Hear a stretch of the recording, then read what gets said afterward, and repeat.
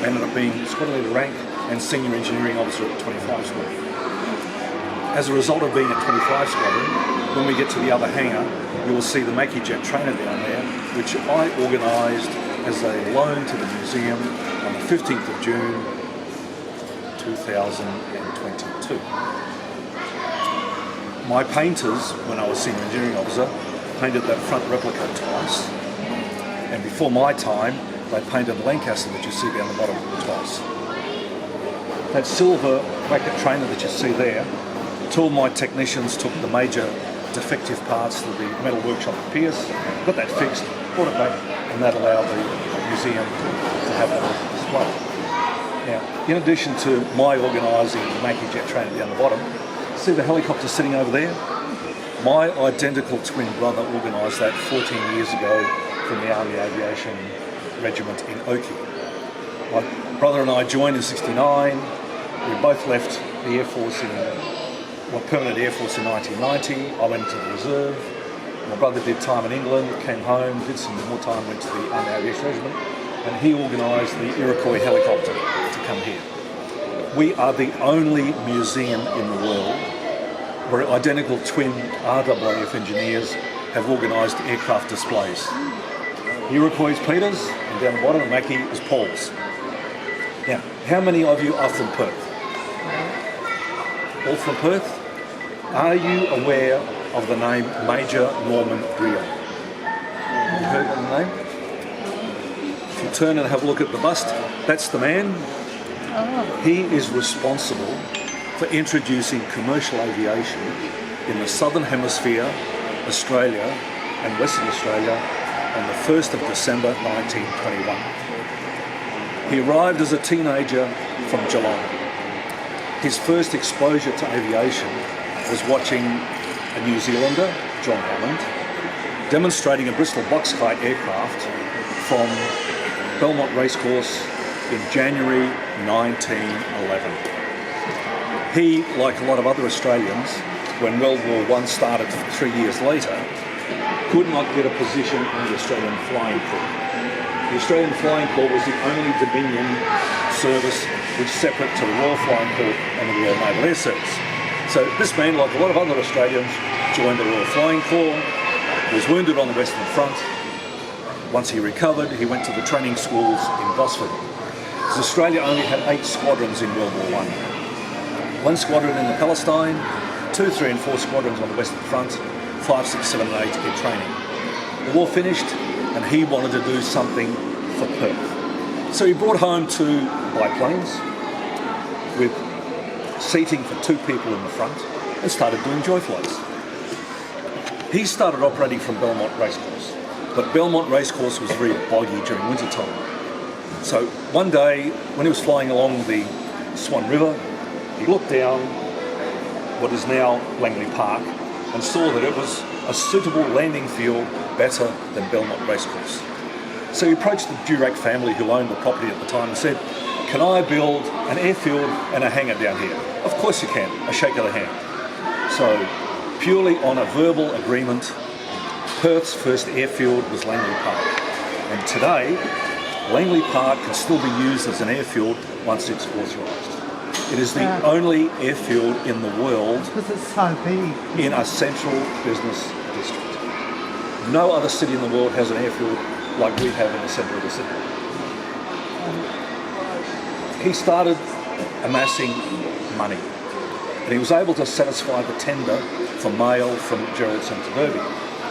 He wanted to fly mail from Perth to Derby, but at the time the government said, "Major Brearley, you will not compete with the railway line between here and Geraldton, so you start your operation from Geraldton."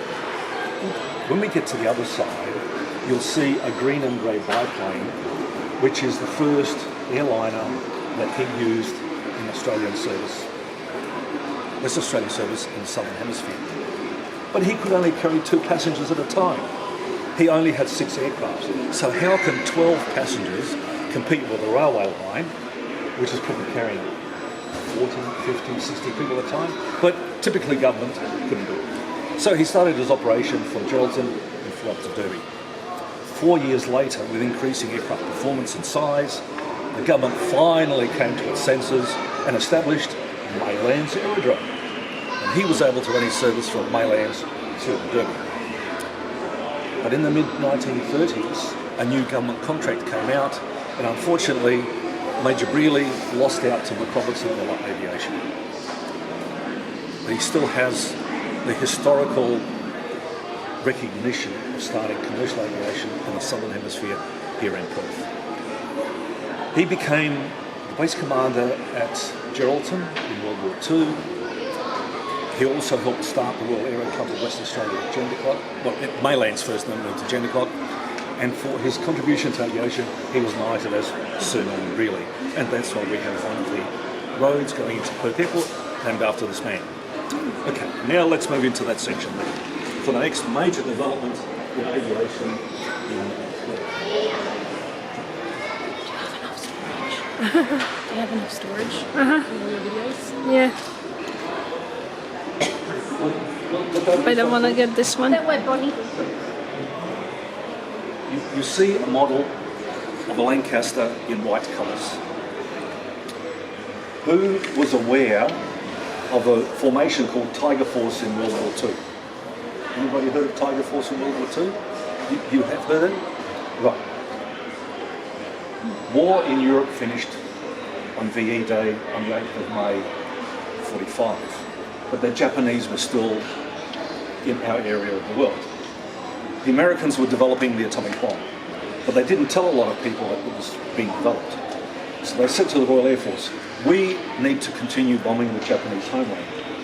So what we need is for you to contribute 30 squadrons of Lancasters and Mosquitoes so we can bomb the Japanese homeland from Okinawa. Now, Okinawa is a long way from Japan. The Japanese have got fighter aircraft that are armed with cannon. So, what you need to do to your Lancasters is modify them. Take out the mid-upper and rear guns, the 303 caliber, and increase that to 50 caliber. You want more fuel capacity on board, and you need a second pilot position. So the RAF said, yes, we can do this. So the Avro company produced a subcontract to Austin Motors in Birmingham for 150 Mark 7 Lancasters. Second pilot position, 50 caliber guns, more fuel. They were ready to go, and the atomic bomb was dropped. So the war finished. But there were 150 Mark 7 Lancasters sitting around the airfields in the UK. Now by this stage, the Lincoln bomber had superseded the Lancaster, and it was well on the way to the jet propulsion introduction. But the French came to the rescue. During World War II, because of all the bombing that had occurred, the French factories were in no position to produce 4-engine maritime patrol aircraft. So the French Aéronaval purchased 22 Mark 7s and 24 Mark 3s and started maritime patrol work of the Atlantic Ocean from France, 4 squadrons, and 3 aircraft in Noumea for the New Caledonia colony. The French took out the mid-upper turret and painted their aircraft in that colour. Now, who knows how the Royal Australian Air Force Association started many, many years ago? In 1929, the association started as the Australian Flying Corps Association. And what they bought was Memorial House on Adelaide Avenue. After World War II, it became the Royal Australian Air Force Association, and they bought a Mark 22 Spitfire as a memorial to Fighter Command. But a Mark 22 Spitfire was only a partial memorial because Mark 22s were only built after the war. So there were 24 different versions of Spitfire built. It was the only fighter built before, during, and after World War II. It sat in front of Memorial House in that condition. Our Bomber Command veterans were looking for a memorial for Bomber Command. Who knows the numbers that fought in Bomber Command? Anybody? 125,000 people served the Bomber Command. 10,000 of those were Australians. Unfortunately, because it was the only way to start defeating the Germans, there were many, many missions flown over Europe. There were 58,753 killed, and of that number, 3,853 were Australians. And we had 3 squadrons flying Lancasters, 460, 463 and 467. So one of our Lancaster pilots was on holiday in Bali, And he saw passing through Darwin one of those Lancasters. And he said to the crew, "Who are you?" And the Frenchman said, "Well, we're French Aeronaval. We're on our way to Noumea. What's your interest?" And our man said, "I used to fly them in World War II." "Well, glad you showed an interest. At the end of the year, that's going out of service and you could probably buy it."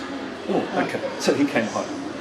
I called to RAF Association headquarters, RAF headquarters and the French Embassy. And the French Embassy said, "Yes, the commander is correct. At the end of the year, you can have it for £1,500. And our people said, "That is too much for us. All we have is Memorial House on Adelaide Avenue. We don't have £1,500 to spare." And the French said, "Well, take it or leave it." So we had to say no at that stage. Can anybody remember what happened in Australia in the middle of 1962 in relation to the Royal Australian Air Force? The RAAF chose to go supersonic. So there were 110 Mirage single-seat fighters and 16 two-seat fighters ordered from Marcel Dassault in France.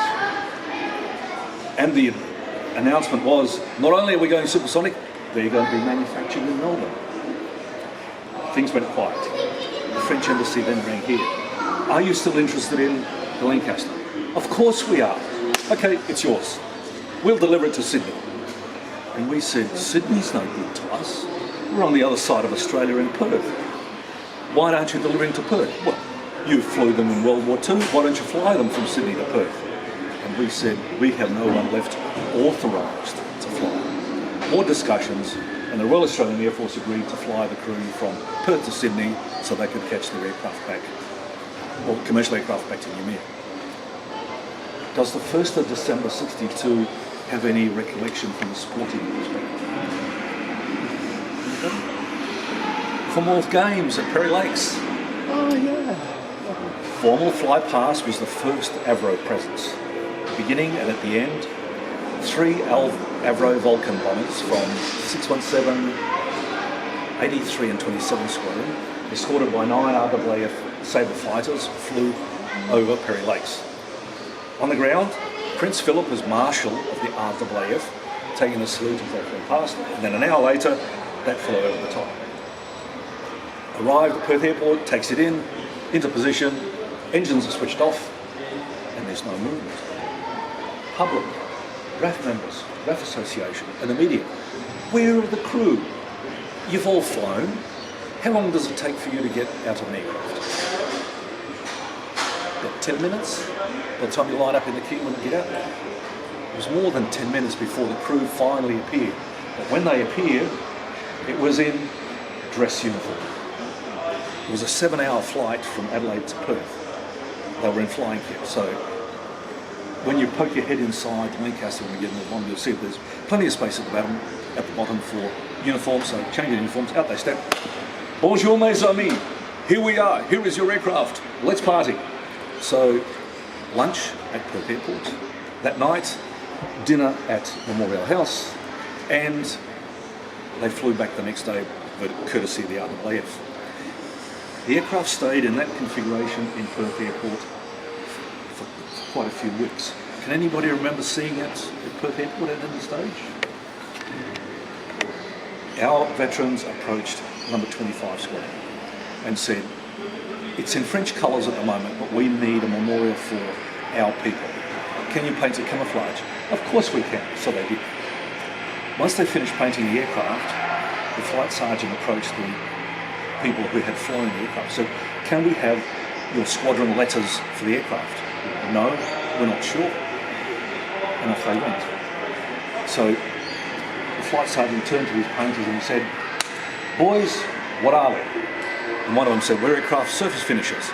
Bloody smart ass. I know what we are, but what squadron are we? "Oh, well, we're number 25, City of Perth Squadron, Citizens Air Force." So they painted CAF on one side and AFC on the other. But a lot of people, unfortunately, in Perth at the time mistook AFC for Australian Flying Corps, which was the World War I organisation, but never flew Lancasters. So, but it sat at that airport with AFC and CAF on side.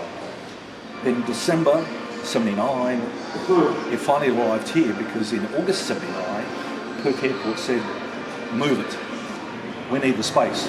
Today it's a car park. And our people said, how do you move an aircraft that's 103-foot wingspan and 69 foot long?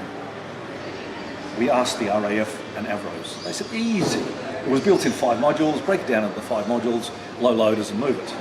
And we said, we do not know how to do that because we've never manufactured Lancasters. So they sent us a 19-page booklet.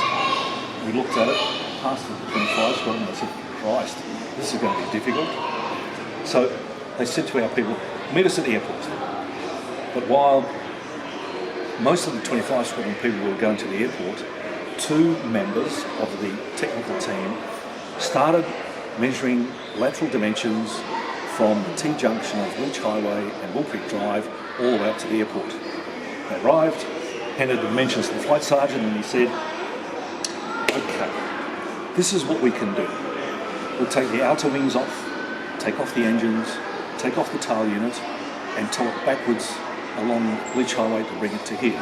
So here we have a photo of the Lancaster being towed along Leach Highway to the Memorial Estate.